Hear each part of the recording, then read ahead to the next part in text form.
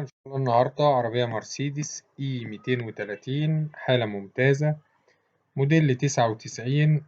العربية فابريكا دواخل، رشة برا، على وضع بلادها، كل حاجة فيها تعمل، ما فيهاش غلطة. العربية رخصة لحد شهر 4 مرور دمياط. السعر إن شاء الله المطلوب 570 ألف جنيه. العربية كاملة ما عدا فتحة السقف. رقم التليفون هيظهر في آخر الفيديو. تاريخ العرض 9/1/2024.